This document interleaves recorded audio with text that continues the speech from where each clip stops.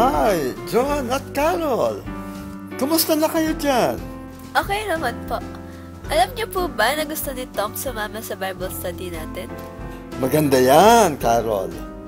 Kailan siya pupunta? Kaso, di po kami sigurado kung makapunta po talaga siya. Ayaw po kasi ng tatay niya na pumunta siya. Bakit? Mapagpanggap daw po kasi yung mga Kristiyano. Ano po ibig sabihin nun? Iyon ay mga tao na nagkukunwaring mabait at sumusunod sa Diyos pag may ibang nakakakita. Pero ang totoo ay hindi sila naniniwala. Hindi nila tinatanggap na sila ay makasalanan. Pero lahat po ng tao ay makasalanan. Tama ka, John. Siguro na-disappoint ang tatay ni Tom sa mga nagawa ng isang relihiyosong tao. Maaaring di niya inaasahan na siya ay nagkasala at nung nangyari yon, nainis siya sa Diyos. Bakit ba siya nagpapa-apekto sa buhay ng iba? May mga masasama din naman siyang ginagawa. Carol, si Jesus ay pumunta sa mundo para iligtas ang mga makasalanan.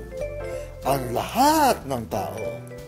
Ang kasalanan ay hindi lang sa mga nakikita ng tao, kundi pati ang mga saloobin natin. Kasama dito ang mga nararamdaman natin at mga iniisip tulad ng galit, yabang, at inggit. Ang Diyos ay hindi tulad ng mga relihiyosong tao.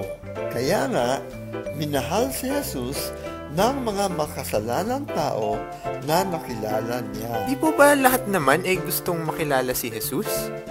Ang dami po niyang nagawang maganda sa mundo. Oo nga.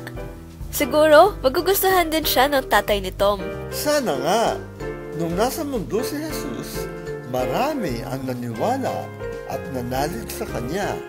Ngunit may mga iba rin na hindi siya tinanggap. Naku, bakit naman po gagawin niya ng mga tao? Dahil nga may mga taong mapagpanggap. Wala silang pakialam sa Diyos. Ang importante lang ay magmukha silang mabait o mabuti sa ibang tao. Ganoon ang mga Pariseo noon. Baka parang ganon din po yung mga taong nakita ng tatay ni Tom. Baka tama ka nga, Carol.